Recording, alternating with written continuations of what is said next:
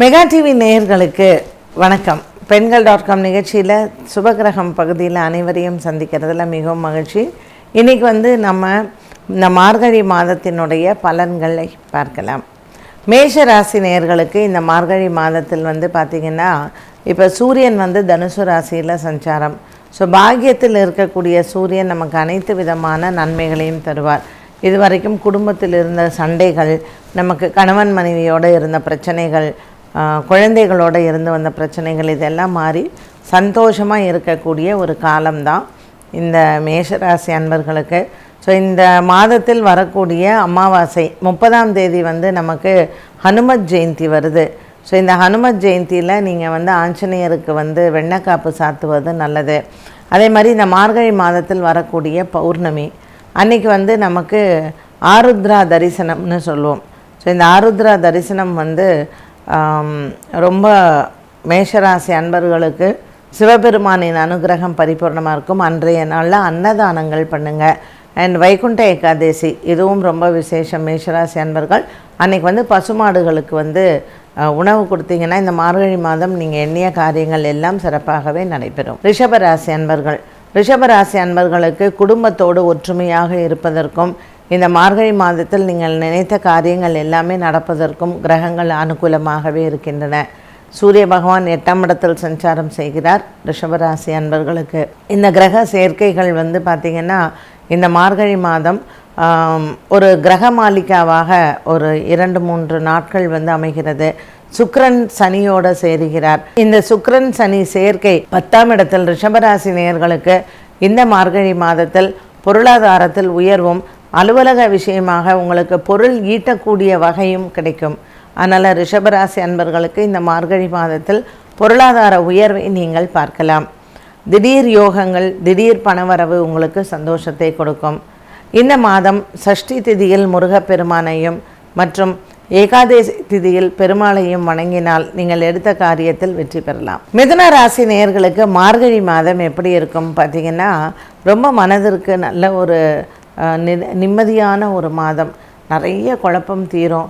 பிள்ளைகளை பற்றின பயம், கணவனை பற்றிய பயம், என்ன பண்ணுவோமோ தெரியலையே, எவ்வளோ நாள் நான் இப்படி இருந்துட்டனே அப்படின்னு நம்ம பயந்த ஒரு மனசு, இது எல்லாமே தீர்ந்து இந்த மார்கழி மாதத்தில் தெளிவான ஒரு சிந்தனையுடன் நமக்கு நல்ல காலம் எதிர நிற்கிதுப்பா, இதுதான் என்னோடய லைஃபு அப்படின்னு சொல்லக்கூடியதை இந்த மார்கழி மாதம் உங்களுக்கு தெளிவு பிறக்கக்கூடிய மாதம்னு சொல்லலாம். இந்த மிதுன ராசி நேயர்களுக்கு 7ஆம் இடத்துல இருக்கக்கூடிய சூரியன் அப்புறம் 8ல் இருக்கார். அதுக்கப்புறம் அவர் 9ஆம் இடத்திற்கு சனி பகவானோட சேர்ந்துடுறார் இந்த மார்கழி மாதத்தில். ஸோ 2ல் செவ்வாய் இருக்கார். அதை பற்றி நமக்கு கவலை இல்லை.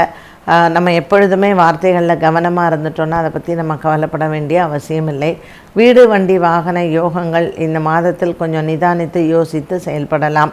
பெருமாள் ஆலய வழிபாடுகள் இந்த மாதம் ரொம்ப சிறந்தது. அதனால் திவ்ய தேசங்களுக்கு சென்று ஆண்டாளை வழிபாடு செய்வது, பச்சை நிறை புடவையை ஆண்டாளுக்கு சாற்றுவது உங்களுக்கு நல்ல ஒரு மகிழ்ச்சியை தரக்கூடியதாக இருக்கும். கடகராசி நேயர்களுக்கு இந்த மார்கழி மாதம் கொஞ்சம் சூரியனினுடைய சஞ்சாரம் 6ஆம் இடத்துல இருக்குது. ஸோ 6ஆம் இடத்துல இருக்கக்கூடிய இந்த சூரிய பகவான் நமக்கு சின்ன சின்ன விஷயங்களில் உடல் ஆரோக்கிய பிரச்சனைகளை கொடுக்கலாம். சனி பகவான் ஏற்கனவே 8ஆம் இடத்துல இருக்கிறாரு. ஸோ இந்த மாதிரி ஒரு கிரகநிலைகள் எல்லாம் இருக்கும் பொழுது கொஞ்சம் நம்ம நிதானித்து யோசித்து செய்கிறது அப்படிங்கிறத நம்ம வச்சுக்கலாம். பயப்பட வேண்டிய அவசியம் இல்லை கடகராசி நேயர்கள். பட் நமக்கு எதுலேயுமே நிதானம் தேவை. புதிய வேலை மாற்றுவது, இல்லை வேலைக்கான விஷயங்கள் நம்ம செய்கிறது, இது எல்லாமே இந்த மார்கழி மாதத்தில் நீங்கள் பண்ணிங்கன்னா அதில் உங்களுக்கு நல்ல இம்ப்ரூவ்மெண்ட் இருக்கும். பிறக்கக்கூடிய புத்தாண்டு சிறப்பாகவே அமையும். கடகராசி அன்பர்கள் இந்த மார்கழி மாதத்தில் சிவன் ஆலய வழிபாடுகள் செய்து திருவெம்பாவை படித்து பாடல் பெற்ற ஸ்தலங்களில் சென்று சிவனை வழிபாடு செய்யலாம். அரிசி தானம் செய்வது நல்லது பௌர்ணமி அன்று. இந்த வரக்கூடிய அமாவாசையில் ஹனுமத் ஜெயந்தியில் ஆஞ்சநேயருக்கு வஸ்திரம் சாற்றினால் சிறப்பு. சிம்மராசி நேயர்களுக்கு இந்த மார்கழி மாதம் ரொம்பவுமே ஒரு சிறப்பை தரக்கூடியது. ராசிநாதன் சூரியன் 5ஆம் இடத்தில் பூர்வ புண்ணிய ஸ்தானத்தில் அமர்ந்திருக்கிறார்.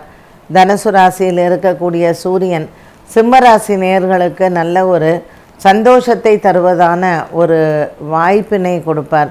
அதனால் அது குடும்பமாக இருக்கலாம், பிள்ளை பேராக இருக்கலாம், நீண்ட நாளாக குழந்தை செல்வம் இல்லாதவர்களுக்கு குழந்தை பாக்கியம் வருவதற்கு வாய்ப்புகள் உண்டு.